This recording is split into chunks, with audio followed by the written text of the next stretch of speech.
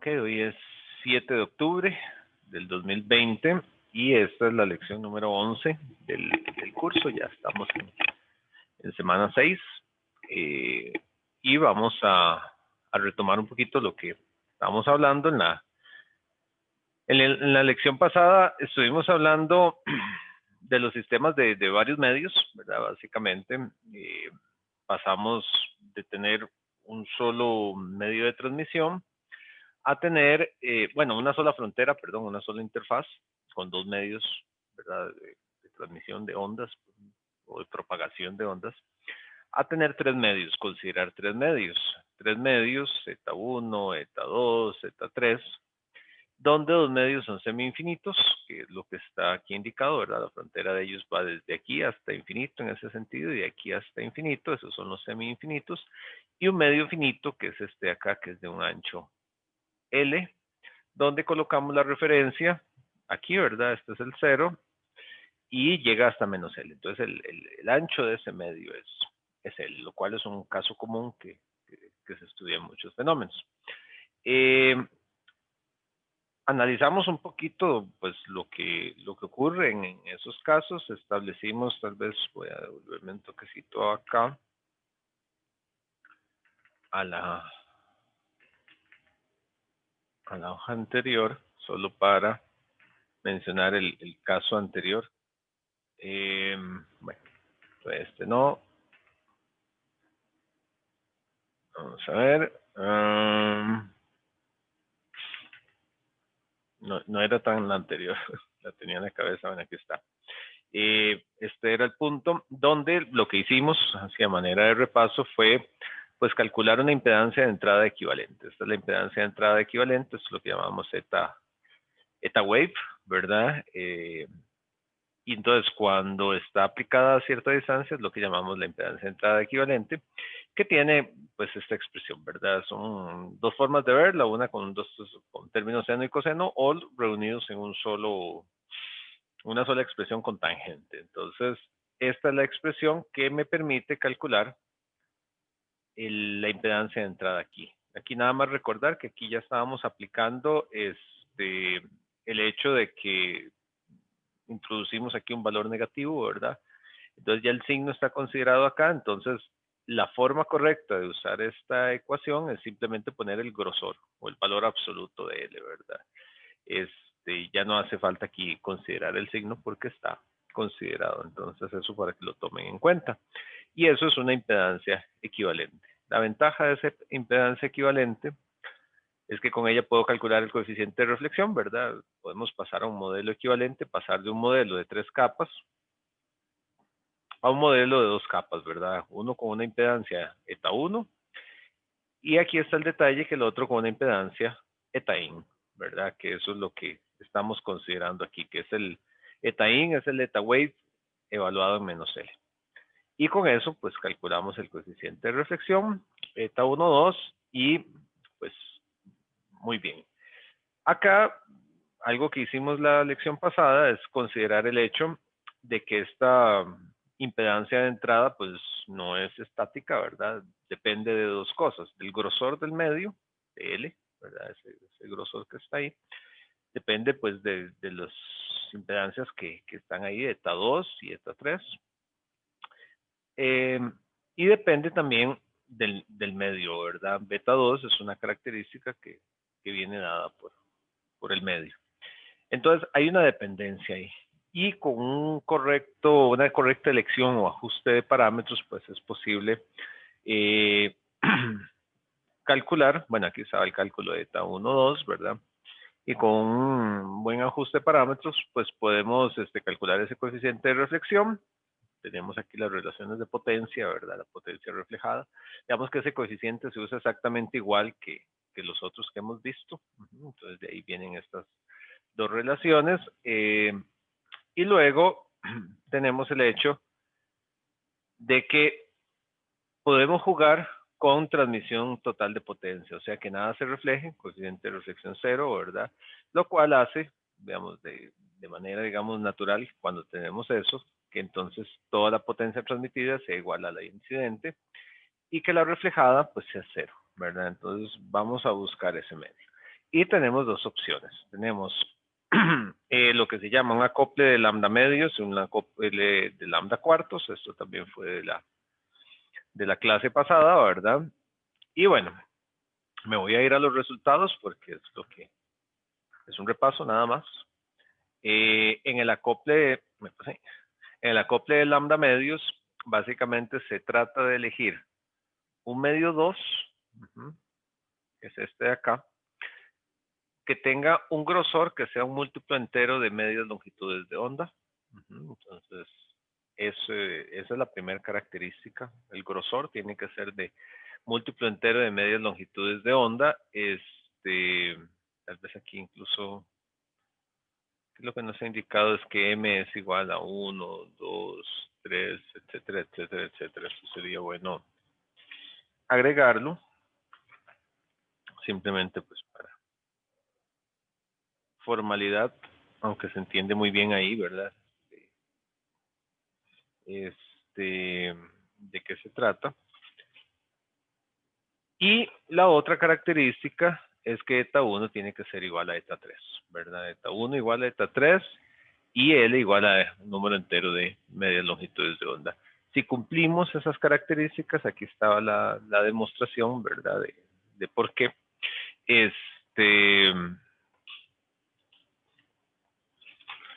Podemos lograr la transmisión total. Y hacer precisamente que eta 1 no sea igual a 0, ¿verdad? Entonces, este es el acople de media onda. Ajustar un medio de esta manera.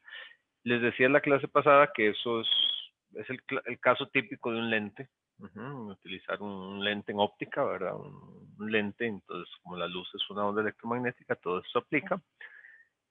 ¿Y por qué un lente? Un lente, pues en el aire, por ejemplo, pues a un lado tiene aire, eta 1, al otro lado tiene aire, eta 3, entonces eta 1 sería igual a eta 3, ¿verdad? Aire por los dos lados. Y el lente de un grosor n, y si se cumple eso, pues logramos esa transmisión total de potencia, ¿verdad? Entonces básicamente es que estemos en un medio que sea aire y yo nada más pongo ahí un lente. Eso es todo. Y entonces si cumple esa condición, va a pasar la potencia total. Y la otra, también voy a irme ya como a los resultados que teníamos acá, el repaso, es utilizar, vamos a ver, me pasé otra vez, a veces se pone lento esto.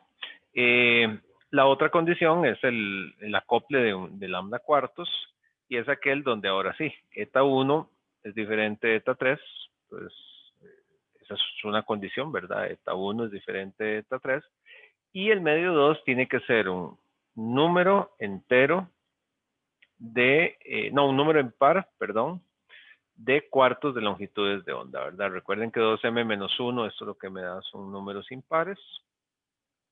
Y entonces la longitud tiene que ser un número impar de cuartos longitudes de onda.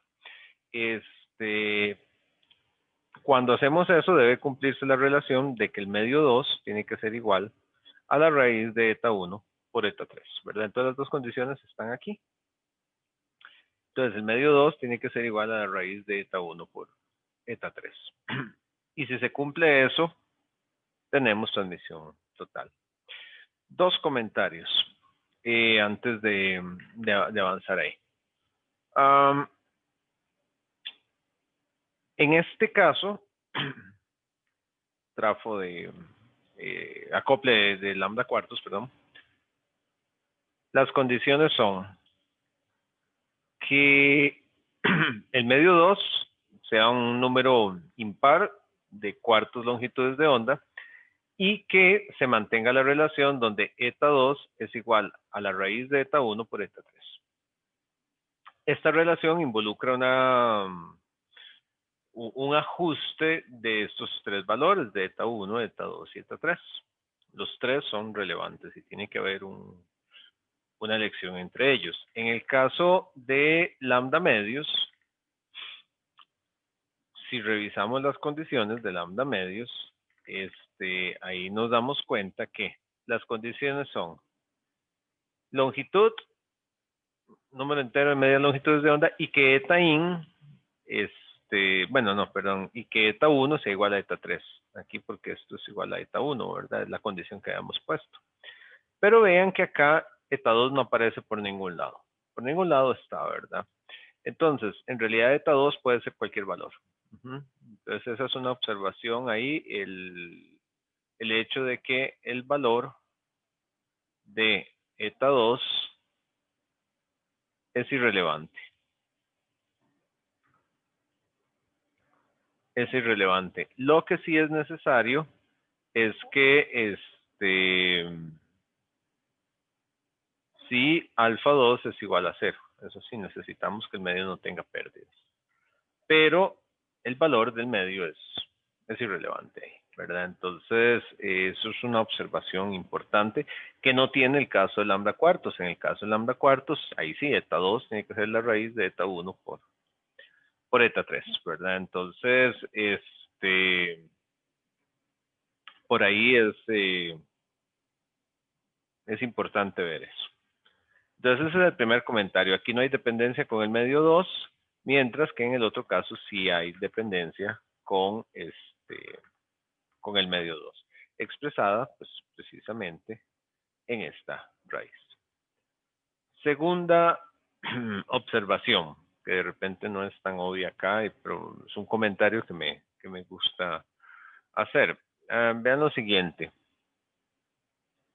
Para que se cumpla esta transmisión total de potencia, estamos hablando de que ya sea un caso o en el otro, pues es tener un lente, ¿verdad? Enviar una onda y que se transmita en su totalidad. Eso es lo que queremos.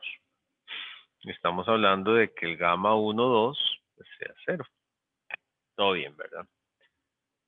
Tenemos dos casos donde eso se puede cumplir. Pero en los dos casos depende de un eta in, ¿verdad? Depende de un eta in. Ese eta in, que está especificado como un eta 2, eta 3, más j, lo voy a poner en términos de tangente, beta 2L, aquí me faltó, bueno, el eta 2, y luego aquí eta 2 más j, eta 3, tangente de beta 2L. Igual, aquí nada más se me fue el orden, no importa. ¿Qué es lo relevante ahí? Yo necesito un valor específico de eta in.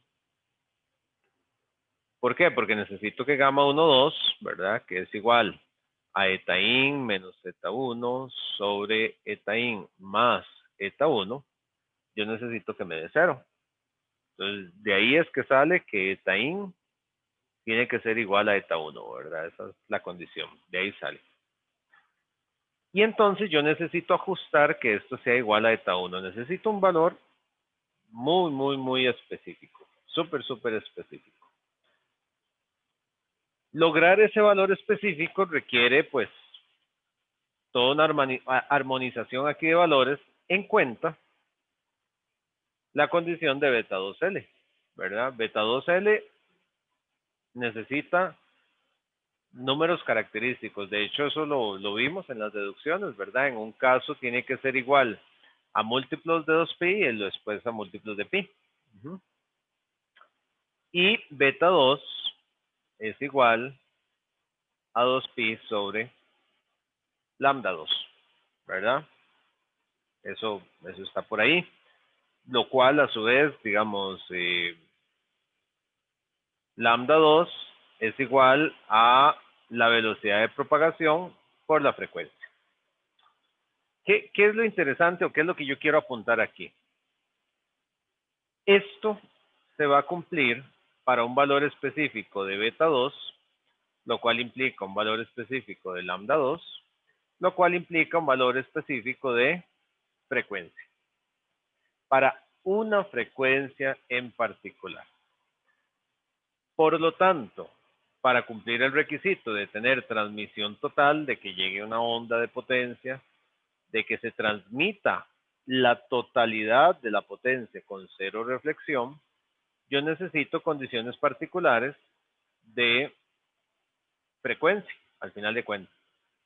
O sea, esto funciona para una frecuencia. Entonces aquí viene la pregunta.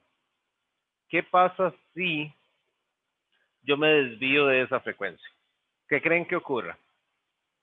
¿Qué creen que ocurra? Digamos, se los voy a poner así mientras piensan un poquito de si quisiera que haya algo de participación, pero supongamos que yo grafico esto, pongo frecuencia y estoy graficando el valor de la magnitud de gamma 1, 2. Me va a quedar en la magnitud. Se hicieron los cálculos y esos cálculos me dieron que para una frecuencia en particular, un valor específico, digamos, en azul, digamos un valor por acá, ¿verdad? Digamos ahí fx, ¿verdad? Fx que correspondería a lambda 2x y beta 2x, ¿verdad? Un valor muy particular. Para ese valor resulta que pues encontramos que obtengo un valor de eta in particular y el coeficiente de reflexión ahí me dio 0. Todo felicidad, ¿verdad? Pero entonces aquí viene la pregunta para ustedes. ¿Qué creen que ocurra si le envío una onda, no exactamente de la frecuencia fx que yo, para la cual diseñé? ¿Qué pasa si le envío una frecuencia ahí diferente? Si yo tenía que fx era 1 megahertz y ahora le voy a enviar 1.001 megahertz. ¿O qué pasa si le voy a enviar 1.1 megahertz? O si le envío 0.98 megahertz. Me desvío un poquito en la frecuencia, lo cual implicaría pues moverse un poquito para frecuencias menores o para frecuencias mayores. ¿Qué creen que ocurra con la magnitud del coeficiente de reflexión? ¿Qué creen que pase ahí?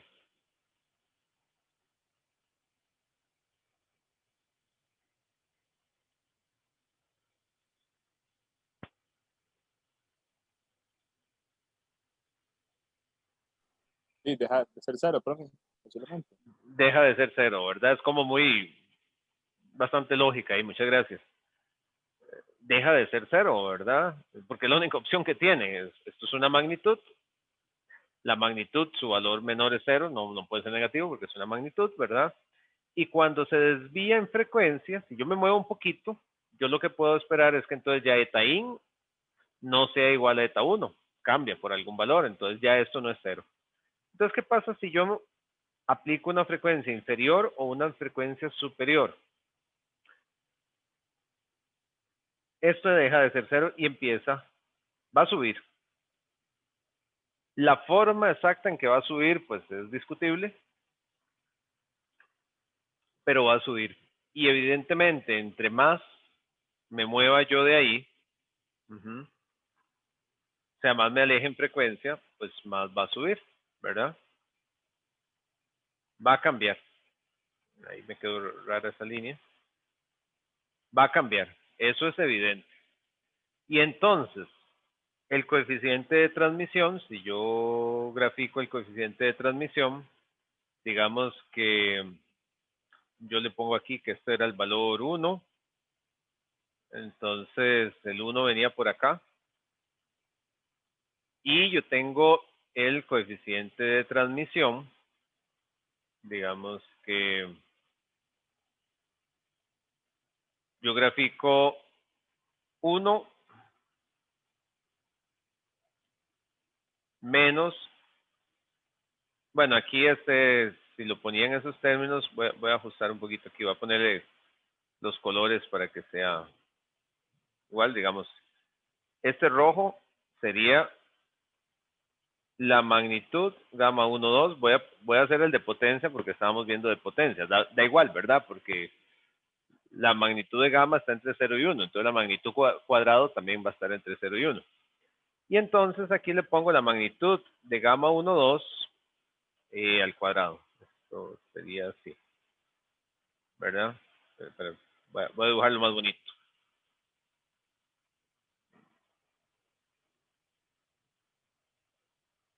Tengo un toquecito para dibujarlo mejor. Entonces, ¿qué pasaría con el coeficiente de transmisión de potencia, que sería 1 menos la magnitud de gamma 1, 2 cuadrado? Recuerden que para este no tenemos símbolo. Bueno, si este era 0, este otro va a ser 1, ¿verdad? Entonces estaríamos aquí. Y si este empieza a subir, este otro empieza a bajar. ¿Verdad? Son totalmente contrarias las curvas. Algo así podría ser. Digamos, eso es esperable nada más de que se vaya bajando. Entonces ven qué interesante. Este es coeficiente de transmisión de potencia, ¿verdad? Coeficiente de transmisión de potencia.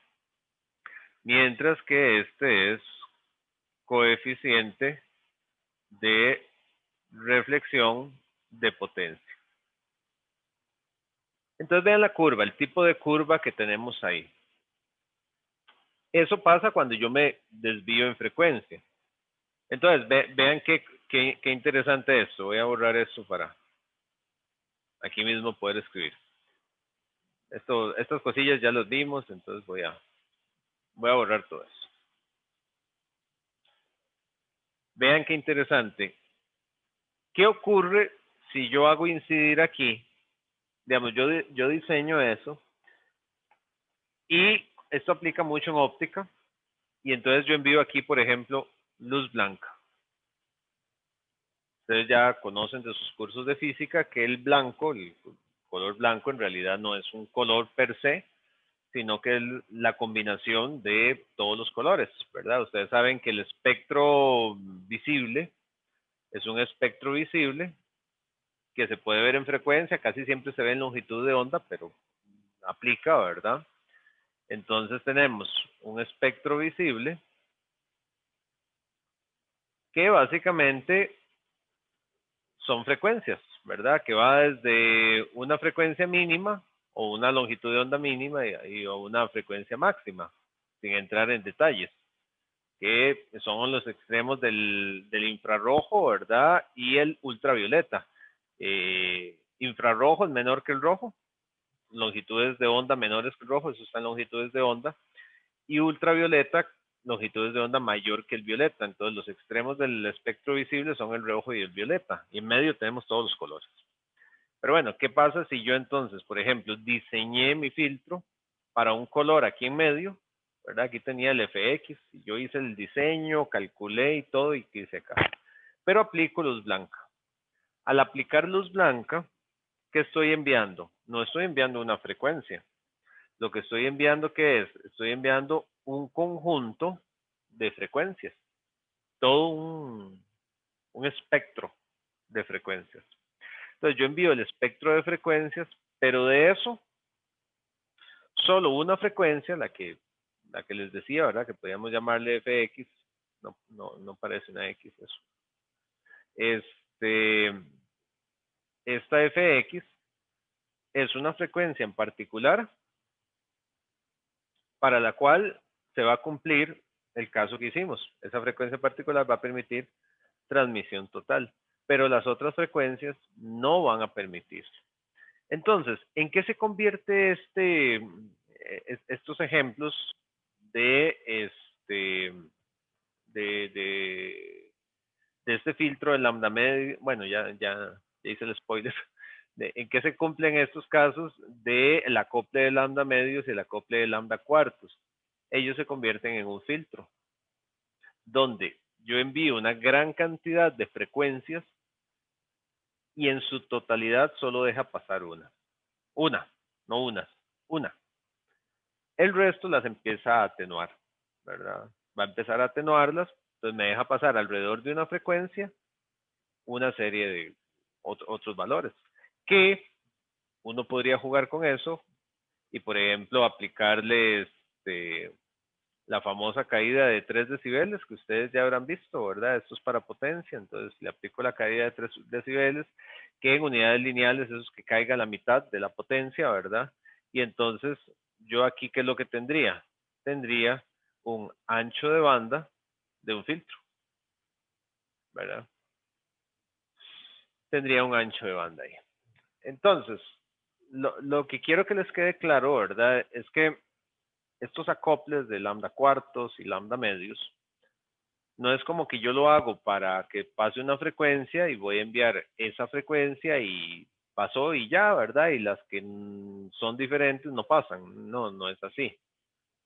Sino que esto es lo que quiere decir es que yo diseño para una frecuencia.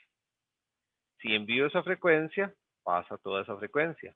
Y si envío frecuencias diferentes, van a ser rechazadas o reflejadas parcialmente. Va a ser reflejadas parcialmente. Y entonces va a tener características de un filtro.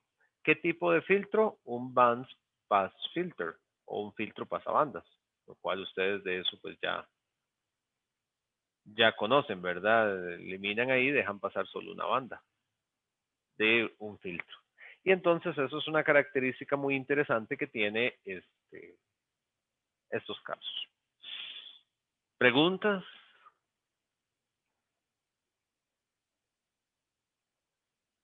¿Todo bien? ¿Parece claro? Y bueno, hasta el momento, o sea, yo sé que deja pasar una sola frecuencia, pero no tengo como otra condición, digamos, nada más como la condición de un caso específico que tengo que analizar yo para ver cuál es la frecuencia que deja pasar, obviamente. O sea, Sí, correcto. Uno diseña para una frecuencia. Lo que uno sabe es que las otras van a ser rechazadas parcialmente. ¿Cuánto? Habría que hacer los cálculos. Si las fórmulas no son pues tan simples, ¿verdad? Ya eso necesita uno un paquete de cómputo, MATLAB o algo así como para trabajar eso. Sin embargo, sí, eso es lo que ocurre. ok, gracias, profe. Ok. Entonces, bueno, para que tomen en cuenta eso, ¿verdad? ¿Qué es lo que ocurre en el acople de un lambda cuartos o un acople de lambda medios? Y sí, básicamente eso es lo que tenemos. Esto es algo que se utiliza mucho para comunicaciones ópticas, porque esto se usa mucho con luz. Entonces, por ejemplo, en sistemas que se llaman DWDM, Dense Wavelength Division Multiplexing, multiplexación por división de longitud de onda densa, lo que se hace es que en una fibra óptica se envían muchos rayos de luz. Son algunas decenas de rayos de luz que se envían en una fibra óptica y después hay que separarlos, ¿verdad? Entonces, ¿qué es lo que se hace? Que se ponen lentes, se ponen splitters y se le pone un lente calculado para la longitud de onda de cada rayo de luz, que cada rayo de luz se dice que tiene un color distinto, aunque sea luz no visible, pero se le llama colores también.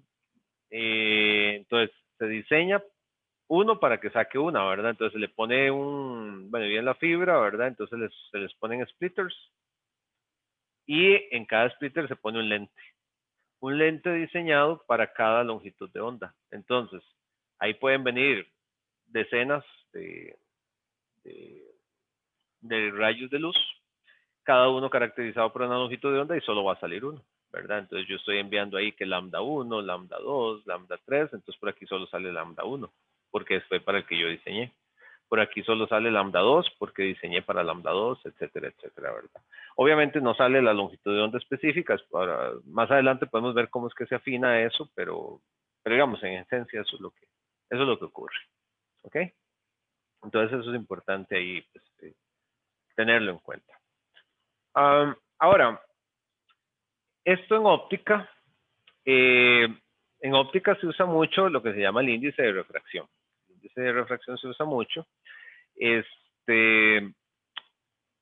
en óptica, que en realidad es algo que para nosotros es básicamente un cálculo diferente. Se denomina N. Entonces aquí distingan entre la impedancia característica, por eso yo la hago tan exagerada eta, que es diferente de N. Tengan cuidado ahí a la hora de escribir, ¿verdad? De diferenciarlos muy bien, porque se mezclan en ecuaciones. Y N es igual a la raíz cuadrada de epsilon R. Esto se llama índice de refracción. En realidad para nosotros no aporta gran cosa, digamos, pues lo vamos a usar y se ve ahí. pero es un uso ahí que se da, ¿verdad? Recuerden que epsilon R es un valor que está entre, bueno, no, más bien es un valor mayor o igual que 1, ¿verdad?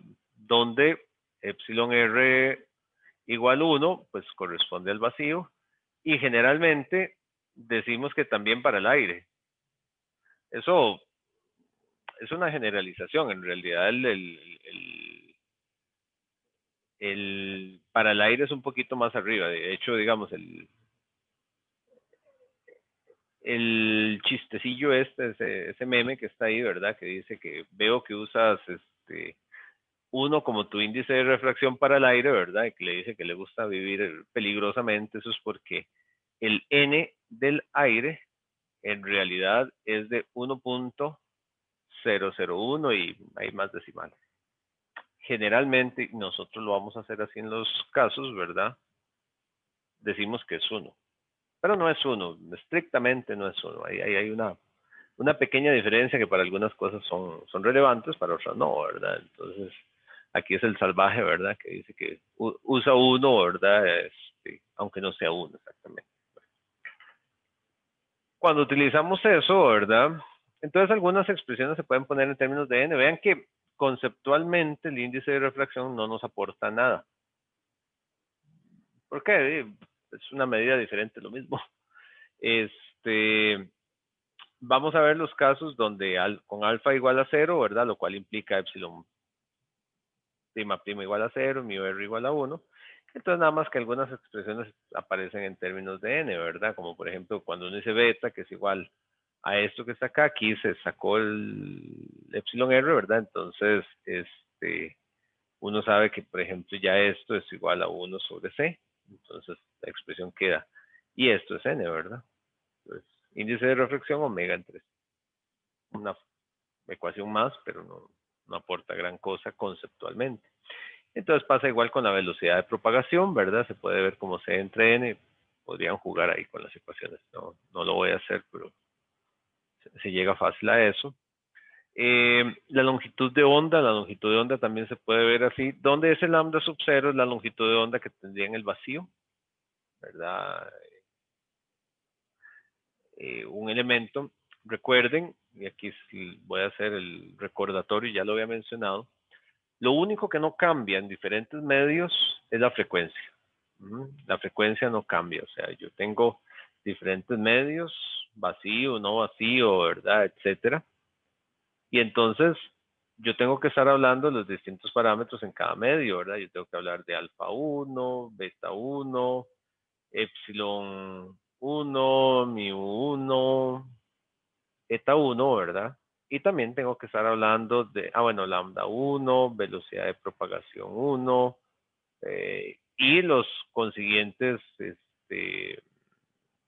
coeficientes del otro lado, ¿verdad?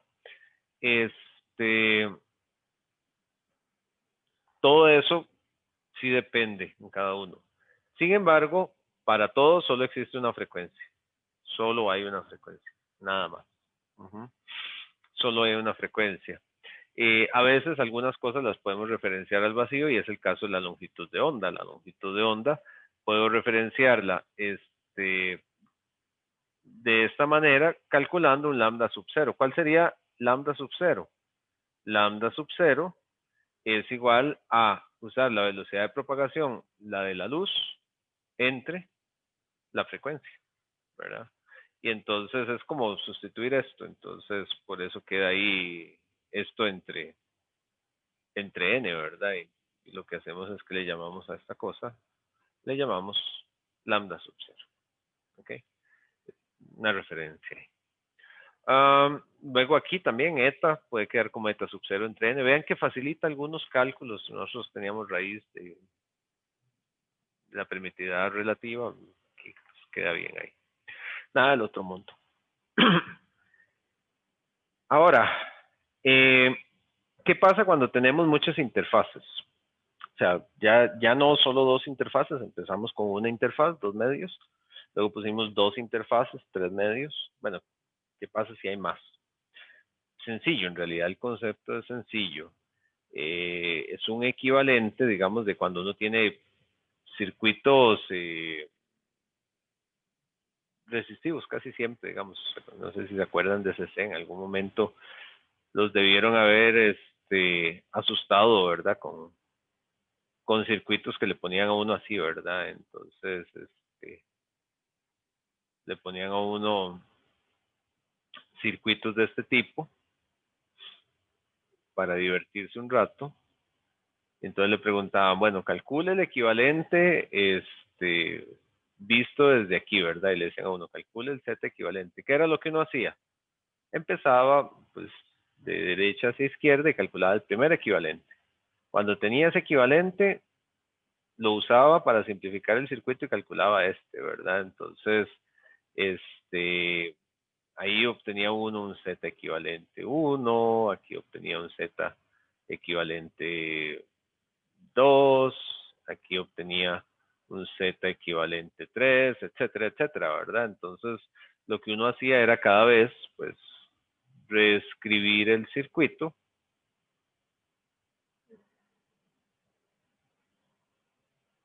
dibujar, dibujar y dibujar, ¿verdad? Pero el detalle es que aquí entonces ya sustituía por el Z equivalente 1, ¿verdad? Y ahí seguía, ¿verdad? Luego volvía a calcular, ponía el equivalente y ahí iba. Aquí se hace algo muy similar. Nosotros tenemos una fórmula, fue la que calculamos, fue la que obtuvimos ahí. Tenemos una fórmula para calcular la impedancia de entrada cuando tenemos dos medios. Entonces nosotros calculamos, por ejemplo, para dos medios sabemos calcular la impedancia de entrada de aquí para allá, ¿verdad? Esa eta in la sabemos calcular. Si hacemos eso, podemos poner un equivalente ahí. De hecho, que digamos, si uno hace eso, ¿qué puede lograr uno ahí? Cuando yo hago ese equivalente, vean que aquí estamos usando 0 menos LB, o sea, el medio de aquí es de un grosor LB. Este acá es menos LA más LB, ¿verdad? Entonces, eso lo que quiere decir es que este es de grosor LB y este es de grosor LA. Y si uno hace el primer cálculo, entonces, ¿qué le queda? Le van a quedar, aquí tenemos medio 1, 2, 3 y 4. Entonces, de esta manera podemos tener el eta 1, el eta 2, y al hacer este cálculo, podemos tener el eta de entrada en B, que es ese que está ahí. Y una vez que tenemos eso, planteamos otro equivalente aquí. Y este sería eta de entrada A. Y una vez que hacemos eso, pasamos al caso ya conocido donde vamos a tener eta 1 y eta de entrada en A. Y ya con eso, pues podemos calcular el famosísimo índice, el coeficiente de reflexión 1, 2, y a partir de ahí calcular la potencia transmitida, la potencia reflejada, que es lo que más interesa, ¿verdad? Entonces, básicamente eso es lo que tenemos cuando hay múltiples interfaces. Entonces, a partir de ahí, vean que es lo que les digo, si se conoce eta de entrada A, de acá, pues es posible conocer la reflexión y transmisión total de energía, ¿verdad? Asumiendo alfa igual 0, que va a ser como lo vamos a asumir, si no se complica mucho. Además, en los casos prácticos, esto se diseña en laboratorio y demás, pero solo se hace para valores sin pérdida. Entonces, si yo conozco eta de entrada A, pues puedo calcular eta 1, 2, que sería eta in A menos eta 1, eta in A más eta 1, ¿verdad? Y ya con eso, pues puedo calcular coeficiente de la potencia reflejada, ¿verdad? Puedo calcular la potencia transmitida. ¿Ok? Lo único es que esto lleva como mucho cálculo, ¿verdad? Es como reciclar ahí un montón de valores. Y se puede simplificar un modelo equivalente de una interfaz, que es lo que les estaba diciendo, que es llevarlo a esta simplificación, ¿verdad? Entonces, si uno hace eso, para calcular eta in A, se inicia un análisis desde la derecha, es lo que les decía, como el circuito de resistencia. Se calcula eta in B. Lo que hay que tener cuidado es el uso de los subíndices, ¿verdad? Eso ténganlo muy claro, cómo se aplican. O sea, uno ve la fórmula que teníamos originalmente y ve cómo es que se aplica, ¿verdad? Entonces aquí es eta 3, aquí es eta 4, ¿verdad? Entonces sería coseno de beta 3 LB, que es el medio. Entonces ahí se hace. Y luego se calcula eta in A. Vean que eta in A ya va en términos del que se calculó anteriormente. Eta in B, ¿verdad? Y esa es la forma en que se realiza. Y finalmente, pues se calcula ya el valor final. Y bueno, básicamente eso es lo que se maneja ahí. Aquí tal vez solo decir ¿qué ganamos con esto? Tener múltiples interfaces. Lo que uno gana, y que es una parte pues interesante de esto, es que si uno tiene múltiples interfaces, supongamos ahí que tenemos un montón de interfaces,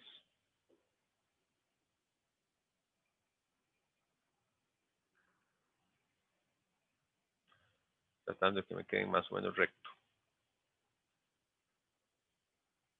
Cada par de interfaces, digamos, o cada grupo de interfaces, si uno hace un diseño adecuado, pues resulta que uno va a hacer incidir ahí, esto es para óptica principalmente, uno hace incidir luz, ¿verdad? Resulta que cada interfaz, si tiene un diseño adecuado, se puede ver como acoples de lambda cuartos y lambda medios. Casi siempre se utilizan medios alternados, entonces digamos, tiene eta 1, eta 2, eta 1, eta 2, eta 1, eta 2. Eso para que tenga una periodicidad. Y resulta que entonces, con un diseño adecuado, eso excede los límites de este curso, pero me gusta mencionárselos. Cada grupito se comporta como un filtro. Un filtro que, valga la redundancia, filtra, le pasa al siguiente filtro, etcétera, etcétera, etcétera, ¿verdad? Yo no sé si ustedes recuerdan qué es lo que ocurre cuando uno conecta filtros, la conexión que se llama en cascada. Entonces, uno tiene un filtro y conecta después con otro filtro y conecta después con otro filtro y ahí sigue con los filtros. Cuando uno ve análisis de Bode, uno ve qué es lo que pasa cuando pone un filtro detrás del otro. En los análisis de Bode, por ejemplo, si ustedes tenían en un análisis de Bode una curva que caía con una pendiente de menos 20 decibeles por década,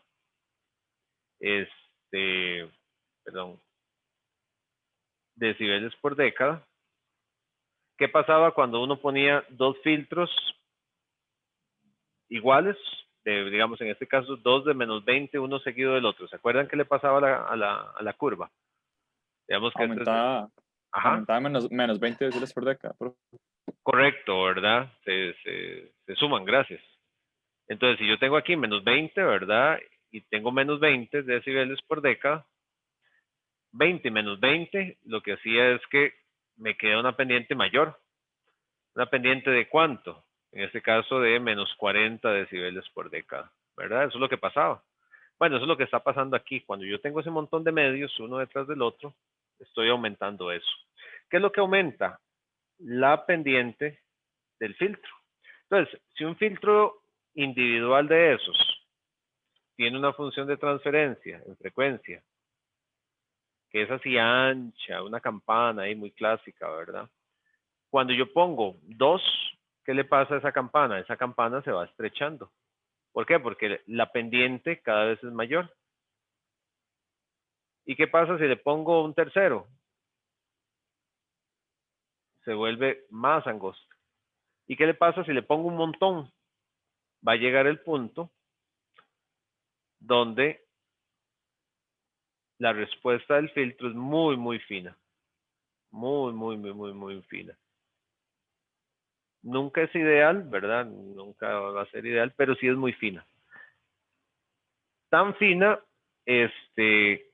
que como esto se usa en óptica, pues se ve en términos de óptica, casi siempre aquí se ve una longitud de onda y se logran filtrados de esta manera de unas cuantas unidades de longitudes de onda.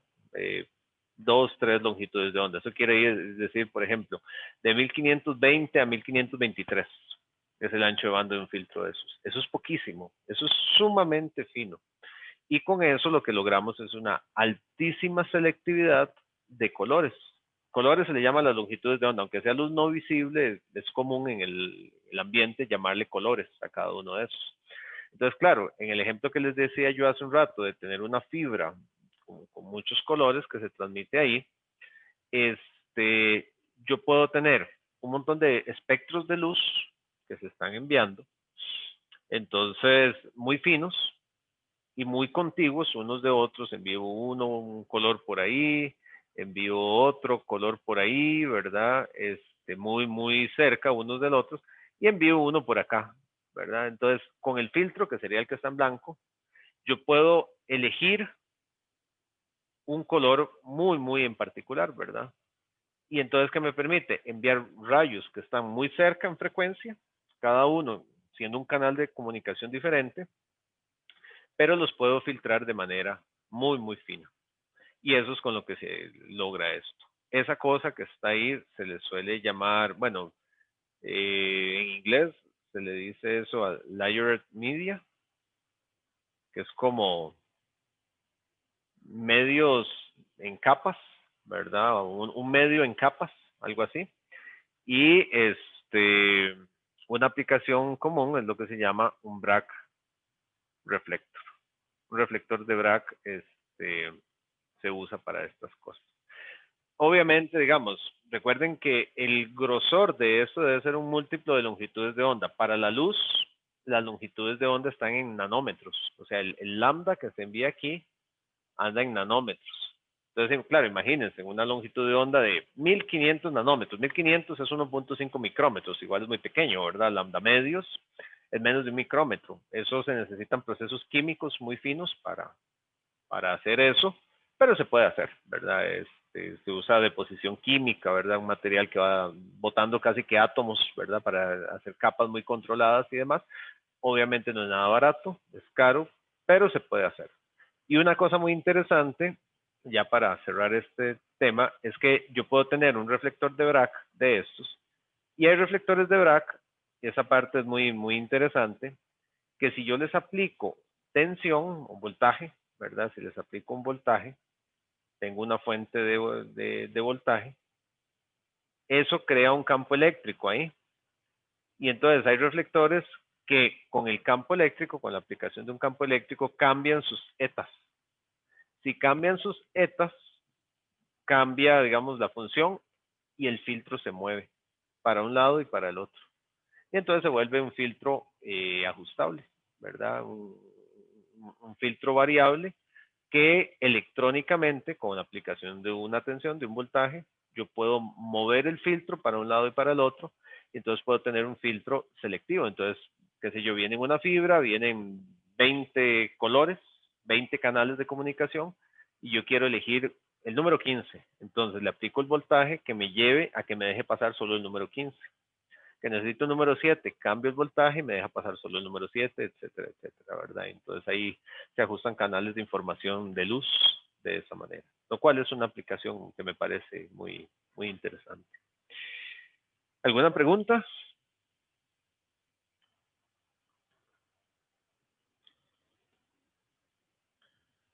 Bueno, si no hay preguntas, entonces hacemos nuestra usual pausa, 10 minutitos, como siempre, ¿verdad? Eh, tenía aquí ahí me hizo el spoiler la cosa esta, ¿verdad? Tenía un ejercicio propuesto, pero vamos a ver vamos a ver después los ejercicios mejor en una sola sesión. Quiero que siento que se aprovecha un poquillo más para que tengan chance de estudiar, que salgan los ejercicios de tutoría y demás. Entonces, vamos el ejercicio lo dejamos para después y vamos a empezar a ver el otro tema. ¿Okay? Entonces, voy a poner en pausa la grabación.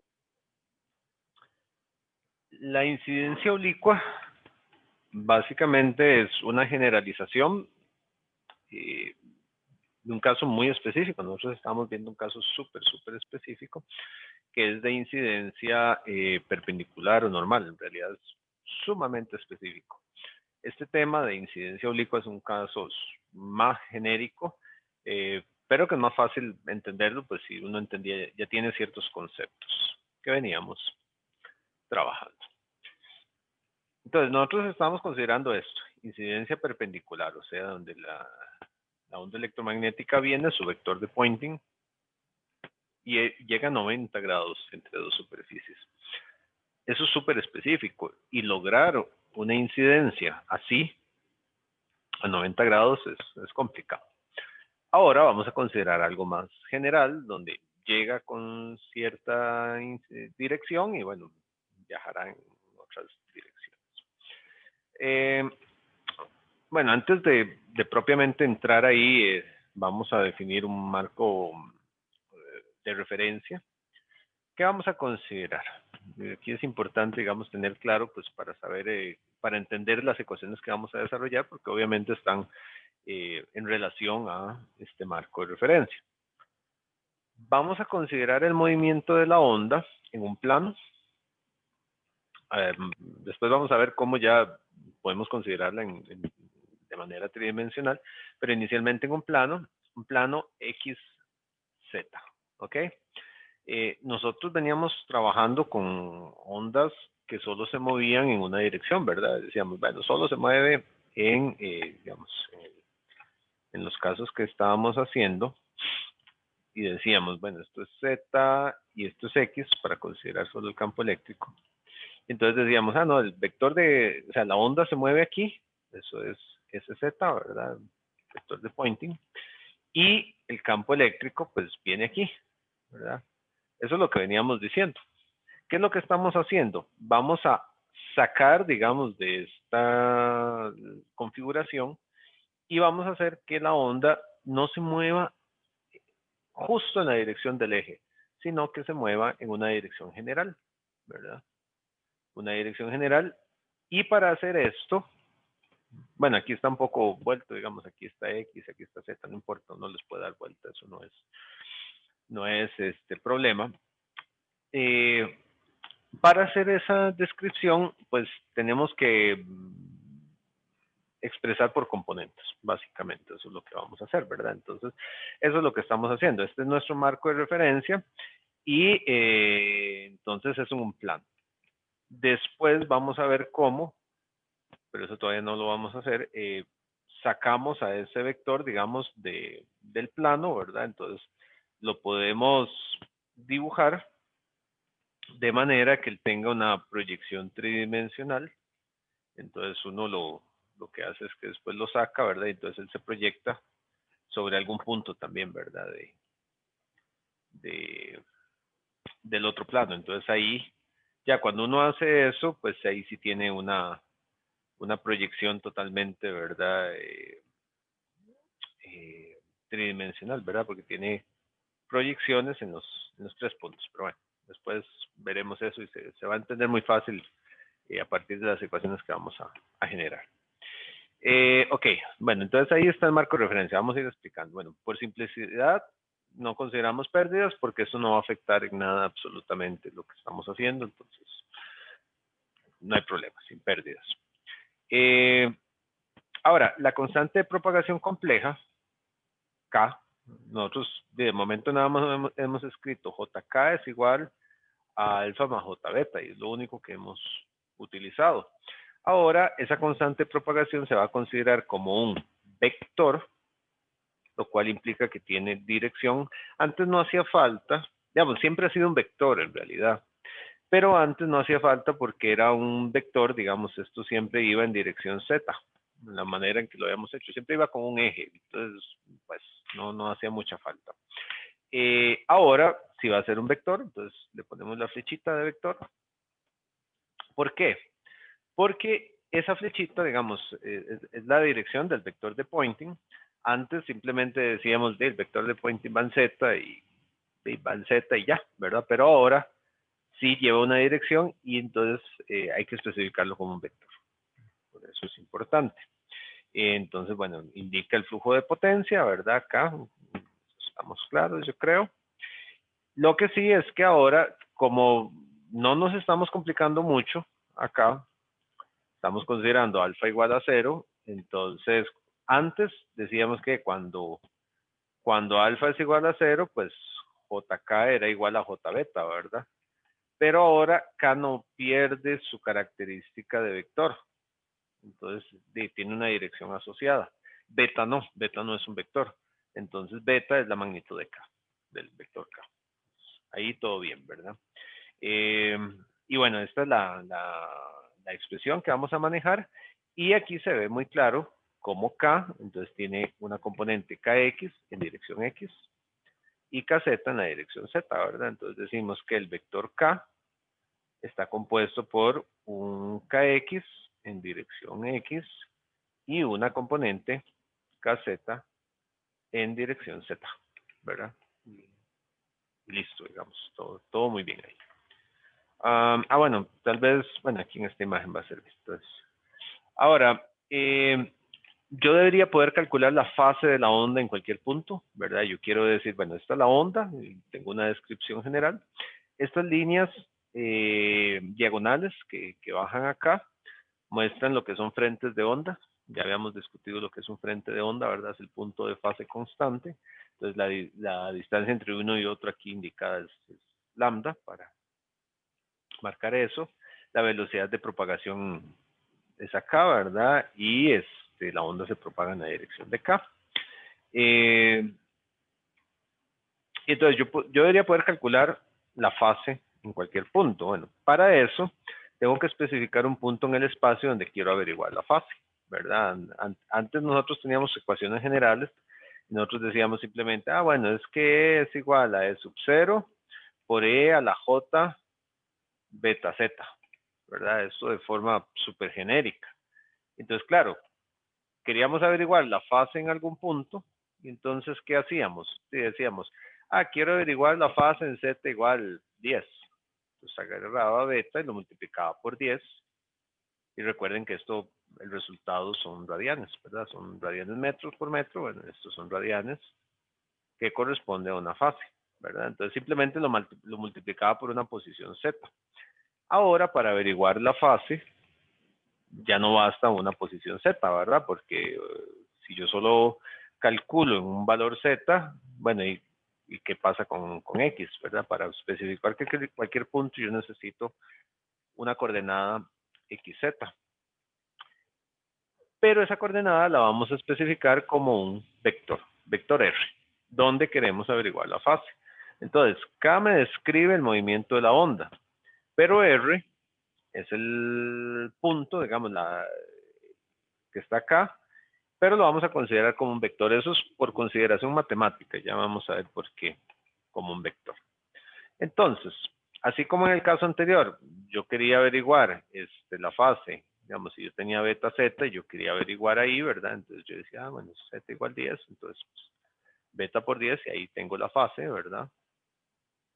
Ahora, en un caso 2D bidimensional, en el punto R de la onda, la constante de propagación es la fase en el punto, ¿verdad? Con constante de propagación K, será K.R. El hecho de considerar R como un vector es para que me facilite la multiplicación. Hago un producto punto ahí entre esos dos puntos.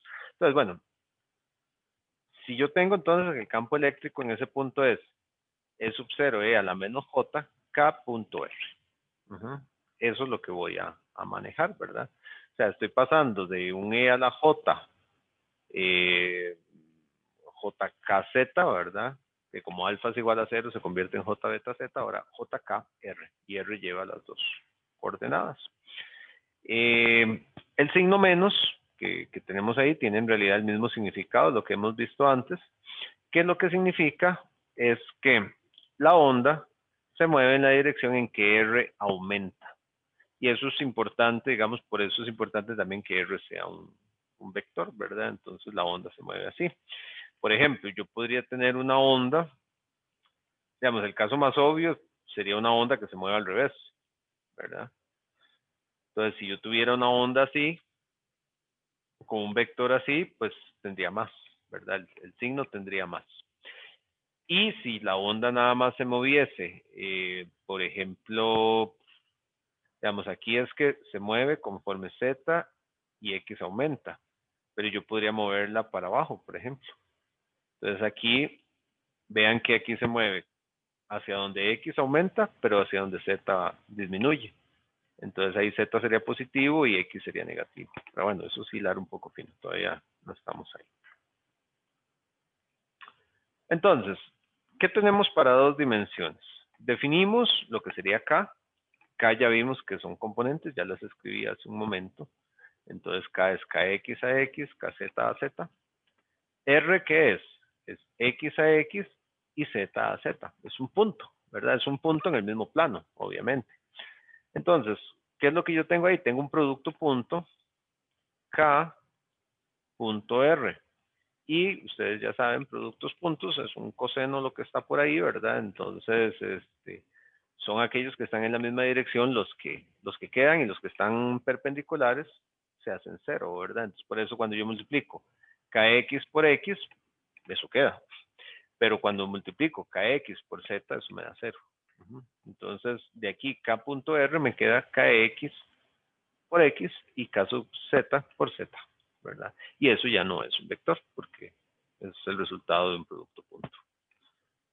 Eso es de mate de kinder, ¿verdad? Más o menos, que enseñan ahí con bodoquitos. Entonces, todo bien, ¿verdad? Y espero que no haya mucho problema.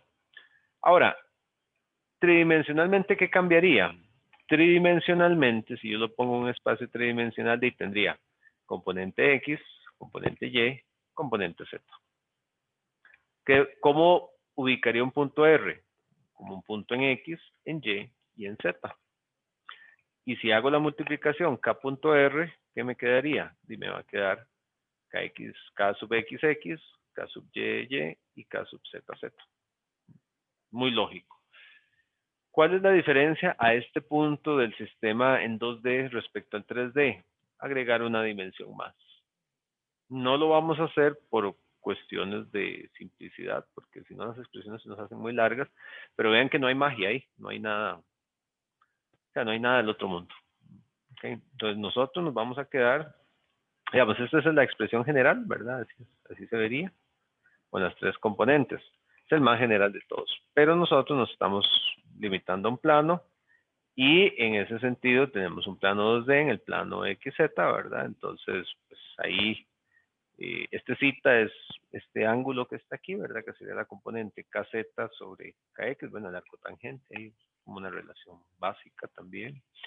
Lambda sería 2pi sobre K en realidad. Bueno, aquí habría que decir que sobre la magnitud de K. Tal vez eso sería bueno decir que sobre la magnitud de K, que eso es lo que está aquí, ¿verdad? La magnitud es esa raíz cuadrada de las componentes. También, mira, eso está mal, esa expresión. Esto es, en la figura está indicada esta componente lambda x, que sería como la componente del lambda, ¿verdad? Esa distancia que está ahí. Y eso sería 2pi sobre kx. De igual manera, pues se puede escribir que el lambda y sería igual a 2pi sobre ky. Profe, y las coordenadas son variables, digamos, no necesariamente es z y x, digamos. Son variables, sí, correcto. Okay. Nosotros, digamos, usualmente, bueno, no sé, hay problemillas que a veces las varían. Hay que entender, digamos, lo que se está haciendo, pero sí, puede Ok, variar. Puede, ok, puede gracias. dar. Okay. Aquí faltaba un sub X, ahí Safis mío. Igual una componente, eso no es tan relevante en realidad. Casi nunca lo usamos, pero bueno, está ahí. De igual manera, uno puede sacar una componente como en esta, ¿verdad? Por eso aquí era un lambda X. Uno puede sacar una componente de la velocidad de propagación, que es esa que está indicada aquí. Vean que la velocidad de propagación pues va para allá. Pero se puede sacar una componente, omega sobre kx. Si uno saca la componente, de hecho, algo curioso es que puede llegar a dar valores mayores que la luz. Pero no desafía nada porque eso es solo de la componente. Ustedes saben que la componente no existe como tal, ¿verdad? Lo que existe es la velocidad total. La componente es un recurso matemático. Y la velocidad de propagación también se puede ver así, entonces aquí también hace falta especificar que eso es valor absoluto igual que acá. Y ahí está el valor absoluto de eso, y creo que queda una. Bueno, y la frecuencia que es invariable, entonces velocidad de propagación sobre lambda, ¿verdad? Entre eso, o entre componentes, ¿verdad? O omega entre 2pi. Algunas relaciones lógicas, ahí no es exhaustiva la lista, pero bueno, algunas. Y este va a ser nuestro espacio de trabajo, por así decirlo, y nuestra referencia. Bien. Para estudiar esto, lo clásico es utilizar dos geometrías de incidencia como referencia. La primera es esta. ¿En qué está motivado esta y ahorita la que vamos a ver en un momento? Es que, y esto hace una diferencia básica, digamos, con lo que habíamos visto antes. Cuando nosotros vimos la incidencia perpendicular, que teníamos pues una frontera, teníamos un valor 1, un valor 2, la onda que viaja con un vector de Poynting así, con un campo eléctrico para allá y un campo magnético para allá. Esto tiene la característica, aquí decíamos H y aquí decíamos C, ¿verdad? Esto tiene la característica que cuando estos dos vectores de campo eléctrico y campo magnético inciden en la superficie, ¿verdad? Llegan acá, E, y llega acá H. Bueno, uno lo dibuja hacia afuera, pues para que se note que está en otra dimensión, pero en realidad H está saliendo, ¿verdad? De la pantalla. ¿Qué es lo que nota uno ahí? Ahí lo que uno nota es que tanto E como H cumplen condición de frontera. ¿Recuerdan? Condiciones de frontera. Son iguales los campos tangenciales, ya sea eléctricos o magnéticos. Entonces, esos son iguales ahí. Y esta es la condición de frontera que tenemos en ese punto, ¿verdad? En este caso, ambos cumplen la condición de frontera. Con el caso que vamos a ver ahorita, o con el caso en que nos ocupa ahorita, ¿verdad? Que es incidencia perpendicular, resulta que es una onda que viene viajando así, y es imposible para esa onda, dado que es una onda EMT, ¿verdad? Por ejemplo, el campo eléctrico vendría así, ¿verdad? Aquí a 90 grados, así como viene aquí, ¿verdad? Y el campo magnético, ¿cómo vendría? Vendría hacia acá, por ejemplo. ¿Verdad? Agarré esta onda y nada más le di inclinación a 90 grados también. Pero entonces vean que, por ejemplo, aquí H va a cumplir la condición de frontera cuando incida. Pero ¿qué va a pasar con E? E no va a cumplir la condición de frontera. Entonces, los casos de incidencia oblicua tienen esa característica de que los vectores, o de que ambos vectores, E y H, no cumplen la condición de frontera simultáneamente. Solo uno de los dos lo puede hacer. Entonces, la motivación de elegir geometrías, digamos, de referencia, es para facilitar el cálculo donde por lo menos donde uno de los campos cumple la condición de frontera. Si vemos este dibujo, que está acá, nos damos cuenta que, así como está, cuando esto incide en la frontera, bueno, aquí vean, nada más para ser claro, ¿verdad? Eta 1, eta 2, aquí cambia un poquito el asunto. Siempre veíamos la frontera vertical, ahorita la estamos viendo como una frontera horizontal, de esa manera, ¿verdad? Entonces tenemos un medio arriba y un medio abajo. La onda incide aquí. Aquí se marca como referencia esta línea. Eso es una referencia nada más, la normal, digamos. Y entonces el vector de Poynting que viene dado por K1, que es este de acá, viaja aquí. Y se toma esta referencia con un H saliendo de la pantalla, un E pues, para arriba, ¿verdad? Para que se cumpla la regla de mano derecha. Si ustedes acomodan sus dedos, van a llegar a eso. Y entonces se van a encontrar de que H en este punto sale de la pantalla y va a cumplir condición de frontera. ¿verdad? Porque H va a estar saliendo de la pantalla y así es como está la superficie, ¿verdad? Es una superficie plana ahí. Mientras que cuando incide el vector E, pues el vector E no va a cumplir condición de frontera, pero por lo menos uno sí. Esta configuración se llama transversal magnética, por eso TM. ¿Por qué transversal? Porque H es transversal a nuestro plano que estamos viendo. O sea, la pantalla, en este caso, H es totalmente transversal, ¿verdad? Va como cortando la pantalla. También se le llama polarización P. Esa polarización P viene de paralela. En realidad, esas son siglas que vienen del alemán. Curiosamente es que paralelo en alemán también se escribe con P. Y también se usa este símbolo. Depende del libro que estén viendo, digamos, aquí no está tan uniformizado. Haidt usa esto, Sadik usa esto. Bueno, Haidt también menciona esto, pero hay otros libros por ahí que usan P. Algunos usan este simbolito. Les pongo ahí los tres símbolos. Ustedes tienen que hacerse un formulario donde van a ir anotando como todas estas cositas. Entonces, tengan las equivalencias por ahí porque a veces aparecen problemas expresados en una u otra manera. A mí particularmente me gusta más decir TM. Pero bueno. Ok. Entonces aquí la característica es que H cumple la condición de frontera. ¿Cuál es el otro caso? El otro caso es cuando E cumple la condición de frontera. Entonces es como agarrar este de acá que ya vimos, girarlo 90 grados, ¿verdad? Es como darle vuelta. Entonces vean que aquí E está apuntando así. Entonces, ¿qué hacemos? Lo movemos y vean que aquí está entrando a la página, por eso la X, ¿eh? Está entrando a la página. De manera que, y bueno, H aquí estaba saliendo de la pantalla, ahora aquí quedó para arriba, ¿verdad? Al hacer el giro. Teníamos ahí, hicimos un giro. Cuando E llegue acá, vamos a tener E ahí entrando. ¿Qué va a pasar con H? De H va a ser así. ¿Quién cumple la condición de frontera? E, en ese caso. ¿Cómo está viajando E? De manera transversal. Entonces, esta es polarización T, transversal eléctrico.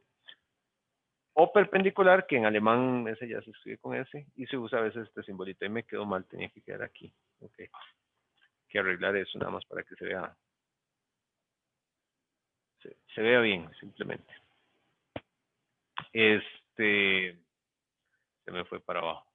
Entonces tenemos dos geometrías de referencia.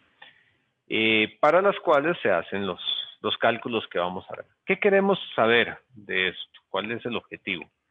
Lo que queremos saber es, así como lo hicimos cuando vimos la reflexión perpendicular inicialmente y calculábamos gamma y calculábamos tau, eso fue lo que hicimos. Así como hicimos eso, ahora vamos a también, queremos saber en qué proporciones se refleja, qué proporciones se transmite, porque no es igual que el caso anterior. Y también nos interesa saber la relación de ángulos, porque aquí tenemos ángulo con el que incide respecto a esta normal, llamado zeta 1, el que se refleja, llamado zeta 1', y el que se transmite, llamado zeta 2. Y ese es el objetivo. Entonces a eso nos vamos a dedicar. Bueno, queremos averiguar eso que les decía. Transmisión, reflexión, y vamos a trabajar con polarización TM o paralela, básicamente para entender el proceso de deducción. TM, transversal magnética, que viene aquí como rajando, ¿verdad? La pantalla. Bien. ¿Cómo describimos los campos primero? ¿Quién es ES1? Es como la misma nomenclatura que hemos usado, ¿verdad? Nada más que es adecuada. Eta 1, eta 2, ahí están los medios. Eta 1 y eta 2. Viene viajando con el vector K1, ¿verdad? Vean que todo el de arriba es el medio 1. K1 más me describe el vector que avanza hacia la frontera, hacia la interfaz. El cual, pues obviamente se puede expresar en componentes X y Z. Vean que la dirección de avance de cada uno hace que avanza en la dirección en que Z aumenta y que X aumenta. K1 menos es un vector también en el medio 1, por eso los dos son K1 menos, son K1, perdón.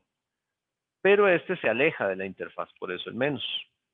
Pero se aleja de manera diferente, digamos, también se aleja en la dirección en que Z aumenta, igual que este, ¿verdad? Aquí, conforme este se mueve, Z aumenta, este también, conforme este se mueve, Z aumenta, pero conforme este se mueve, X aumenta, y conforme ahora este se mueve, Z disminuye, ¿verdad? Va contrario, eso va a tener un signo ahí de diferencia, pues para indicar esa relación.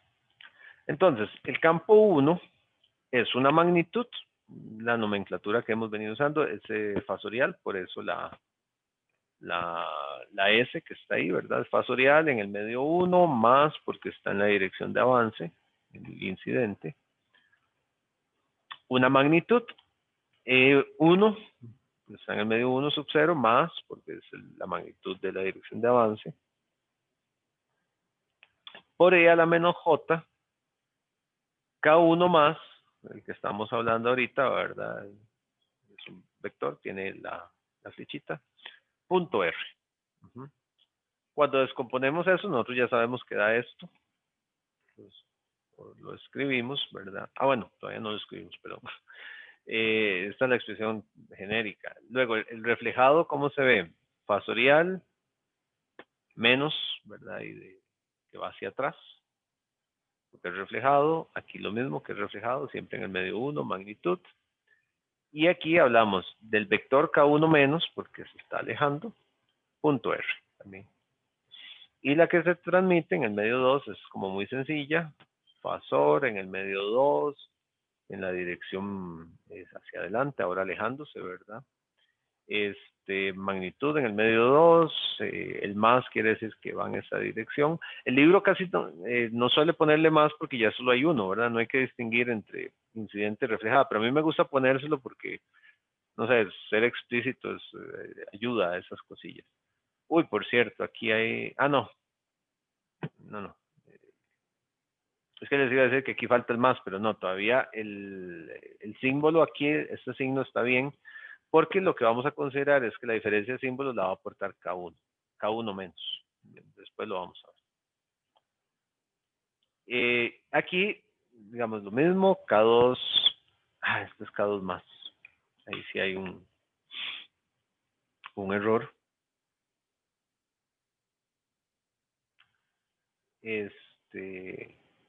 Ahí es K2 más en este punto.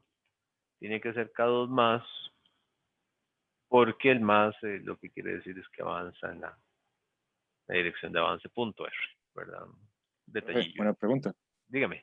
Digamos, el vector R es un punto desde el que yo estoy midiendo mi onda de propagación, ¿verdad? Digamos. Sí, donde usted quiere determinar cómo es el campo específicamente. Ok, y en este caso, digamos, yo establezco el punto en ese plano que tengo ahí, por ejemplo. Ajá, en algún lugar del plano. Ya. Sí, usted puede llegar, recuerde que la onda está presente en todo, ¿verdad? Nosotros aquí solo estamos dibujando algo parcial, pero usted puede decir, bueno, yo quiero averiguar mi onda aquí, en este punto R, ¿verdad? Entonces ese punto R es un punto XZ. Ahí. Ok. Está bien. Gracias. Ok. Sí, yo puedo decir que quiero averiguarlo ahí.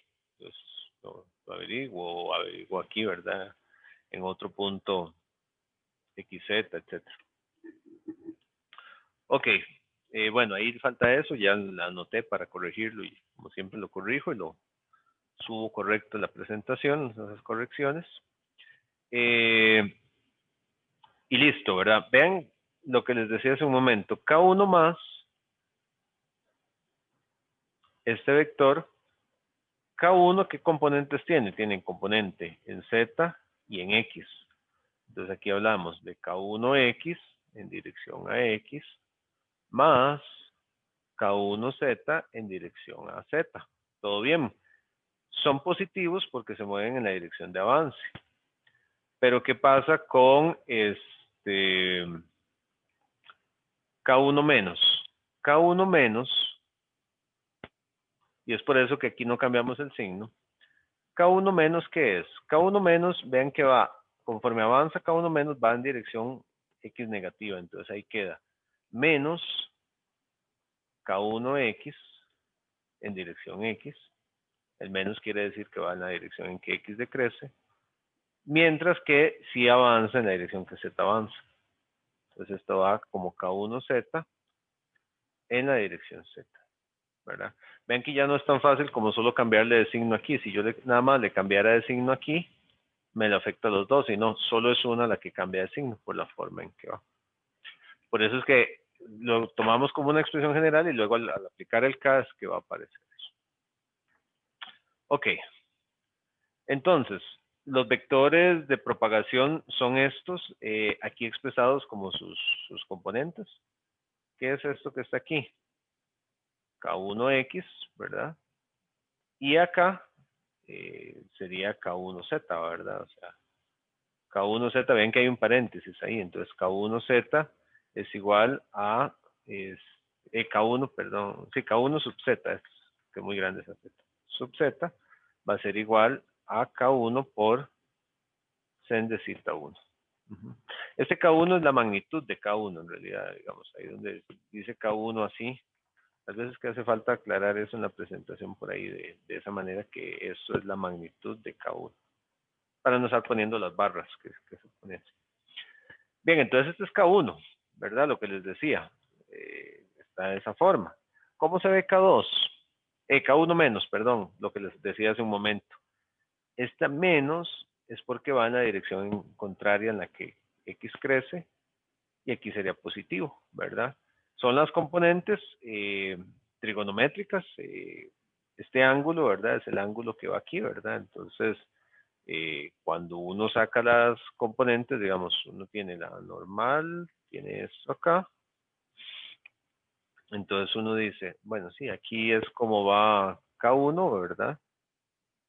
Entonces este es el vectorcillo K1 más.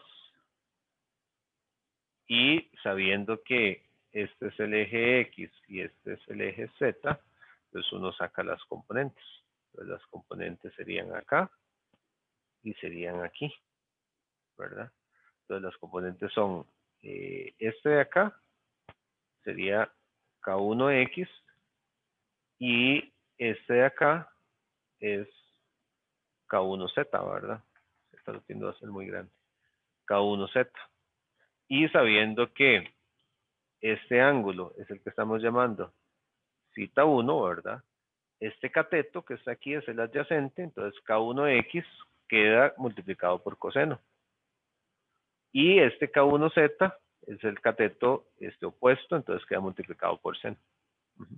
Entonces, de igual manera, sacamos esto con este otro ángulo, ¿verdad? Entonces, ese ángulo que se llama Z1', es el ángulo reflejado. A veces algunos libros le llaman a este el ángulo de incidencia, a este el ángulo de reflexión y a este el ángulo de transmisión. Digamos, el Haidt trabaja así, pero se puede ser de cualquier forma. Y me falta K2. K2, que es el que va ahí, tiene la misma forma, ¿verdad? Porque es un vector que avanza igual, entonces sería K2 coseno de zeta 2 a X. Y de igual manera, ¿verdad? Aquí de esa forma quedan los expresado ahí la componente en Z. ¿Ok? Ahí es importante entender eso. Denle un chance de entender eso porque eso le ayuda a uno mucho a entender el problema, ¿verdad? Y bueno, además, R, ¿verdad? Es un punto en X a X, Z a Z. Y adicionalmente tenemos ahí, ¿verdad? Aquí lo que hace falta ahí, bueno, esas son las magnitudes, cómo se pueden obtener. Esos son con los valores que teníamos antes. Y esto es igual a K1, ¿verdad? Ahí. Esto sería K2, nada más en los términos. Bien, lo que estamos tomando son los elementos para describir esos vectorcillos que están ahí. Ahora, queremos aplicar condiciones de frontera, porque eso es lo que hicimos anteriormente para averiguar gamma y tau. Entonces necesitamos las componentes tangenciales para aplicar condiciones de frontera. ¿Qué quiere decir eso? H ya es tangencial. H no hay que hacerle nada, es tangencial. Listo, ¿verdad? Agregue agua y listo. H marca ACME. Todo bien. Pero ¿qué pasa con E? E no es tangencial. Hay que encontrar la componente tangencial de E, ¿verdad? Ahí si uno juega un poquito con la geometría de esa parte, digamos, uno se da cuenta que esto viene viajando así, ¿verdad? Y entonces el campo E viene hacia 90 grados.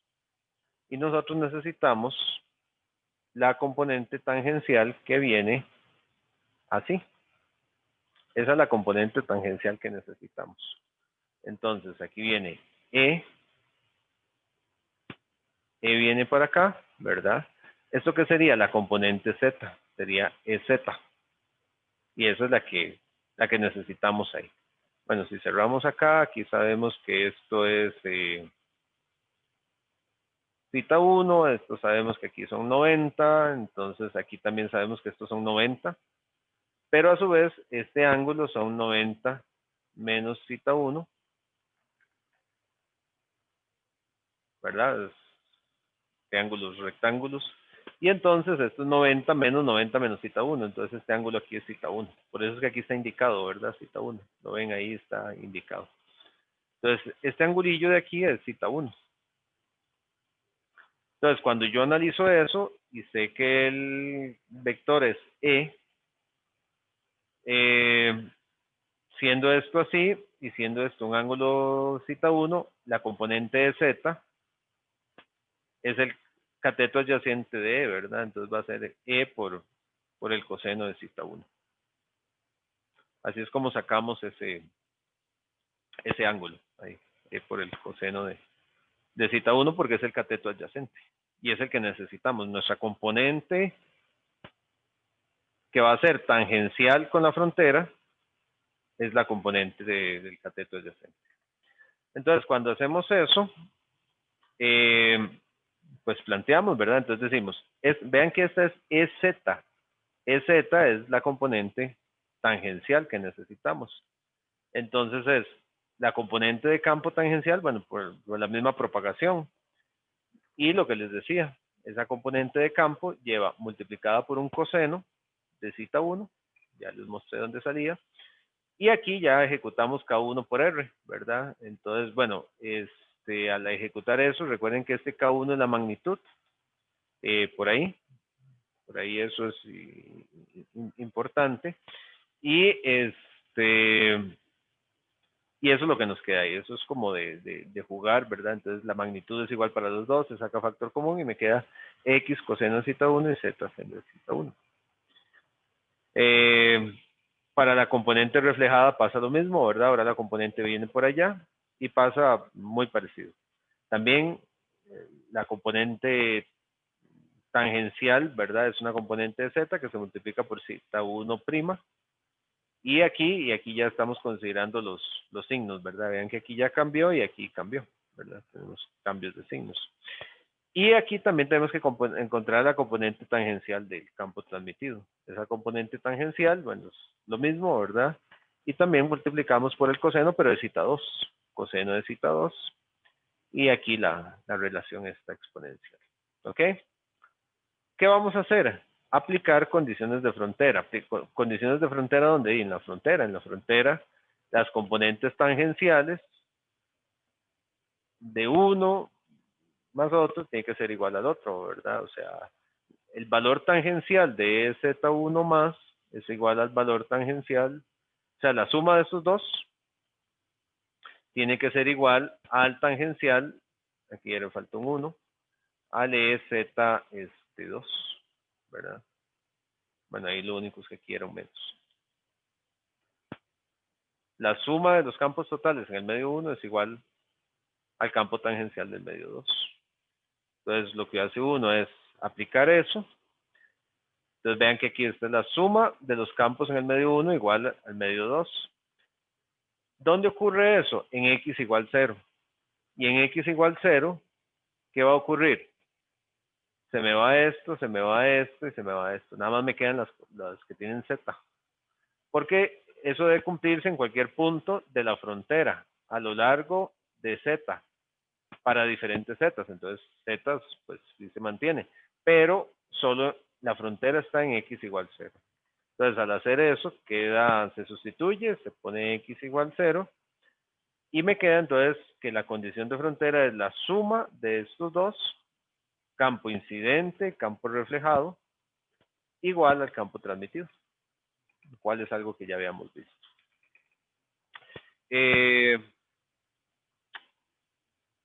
Y bueno, tenemos que seguir, pero ya se nos está yendo el tiempo, entonces voy a dejarlo acá. Y en la próxima clase seguimos con esta deducción, ya estamos cerca de llegar a donde queremos. ¿Preguntas hasta acá? ¿Alguna preguntilla?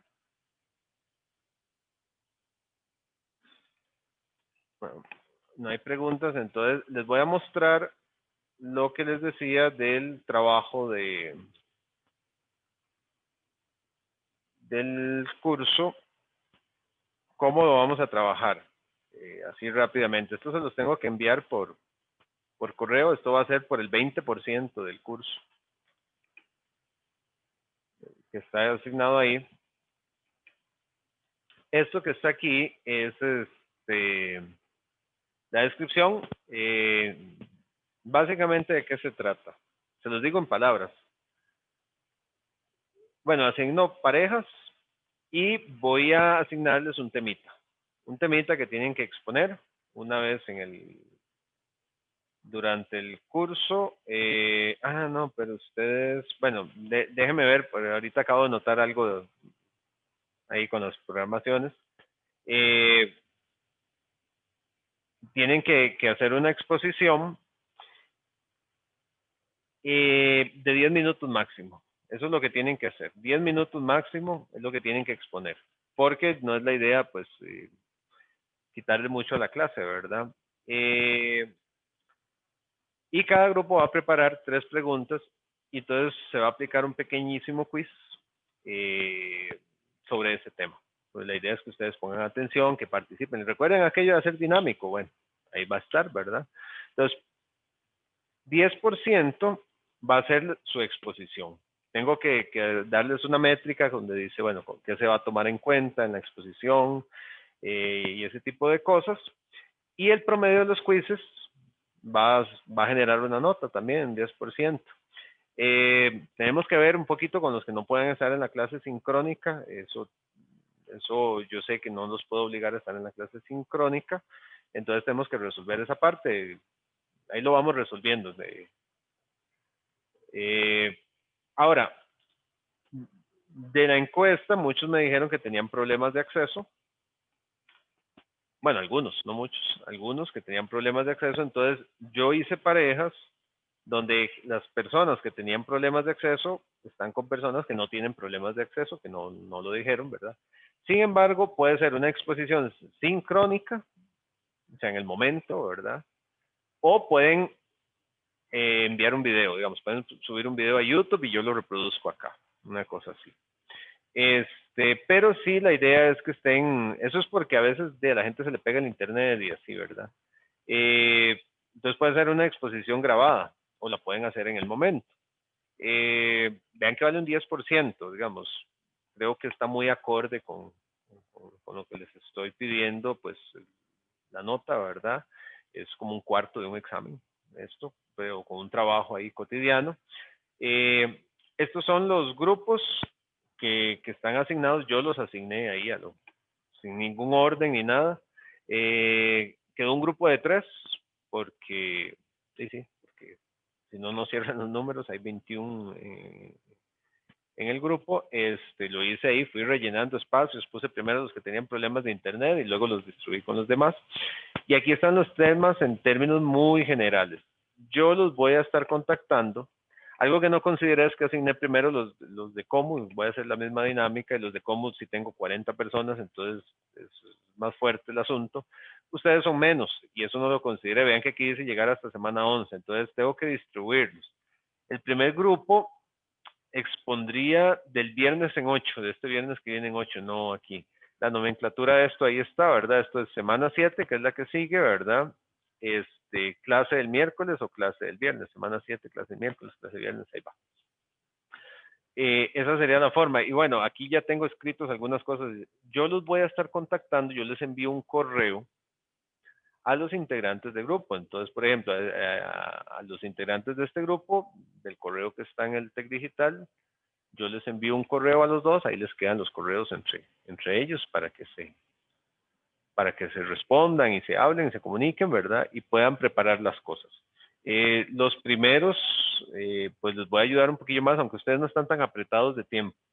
Que con los de Comu sí, es algo, pero apenitas, ellos empezando la próxima clase, ustedes son menos, entonces podemos dispersarlo más en el tiempo. Ahora, estos temas que yo les voy a poner, yo les pongo una descripción de qué es lo que yo quiero que ustedes hagan. Entonces yo pongo una descripción y ustedes me pueden estar preguntando, ¿verdad? Y me dicen, bueno, estamos haciendo esto y me muestran lo que tienen, etcétera, ¿verdad? Y que me hagan la exposición en 10 minutos. Son 10 minutos de verdad, muy cronometraditos. Y espero que se esmeren en hacer un buen trabajo, porque vale bastante. ¿Verdad? Y que hayan preguntas por parte de los compañeros.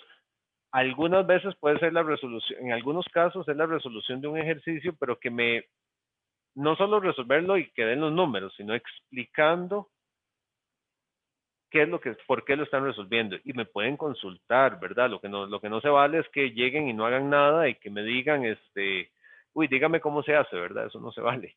Lo que sí pueden hacer es tratar de resolverlo y si tienen problemas me preguntan y abarcamos las dudas, etcétera.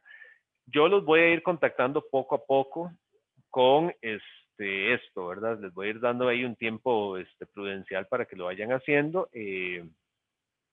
Yo les envío los correos solo a los integrantes del grupo. Este documento tengo que pulirle un toquecillo porque si no había visto esta parte de las semanas y así es como lo vamos a trabajar.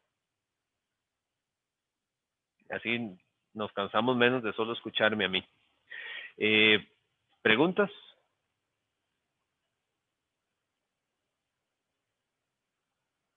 Profe, Dígame. una pregunta, es que no me quedó muy claro como lo del quiz. ¿Cómo sería eso? Va a haber un quiz. En principio, digamos, con los que estén presentes, lo hacemos de una vez. Es de la exposición. Y el quiz, las preguntas del quiz las preparan los miembros del grupo. Obviamente yo tengo que avalarlas, ¿verdad? Si yo veo que las preguntas nada que ver, pues les voy a sugerir algo diferente. Entonces, alguien tiene que hacer una exposición y le tocó hacer una exposición sobre la independencia de Costa Rica. Y entonces hacen preguntas y ponen, ¿en qué año fue la independencia de Costa Rica? ¿De quién nos independizamos? ¿Cuándo llegó el acta de la independencia de Costa Rica? Entonces, yo agarro esas preguntas y las pongo en un formato ahí, no sé, en Google Forms o algo así. Y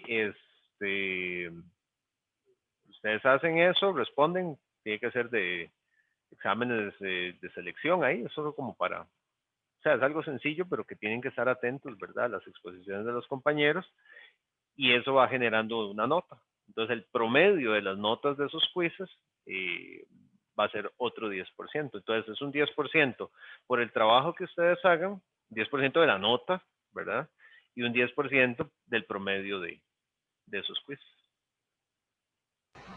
Ah, ok, entonces sería hacer la exposición y luego de eso hacerle el quiz como que a los demás compañeros y ahí Correcto, sí. finaliza.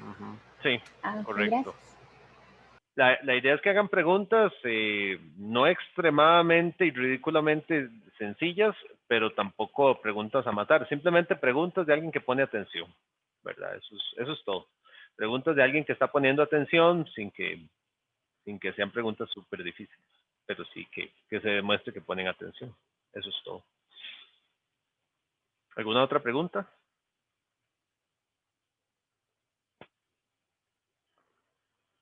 Ok, esto yo se los envío, yo creo que en un ratito les envío la asignación esta y tengo que enviarles a los del grupo, digamos, lo que yo quiero.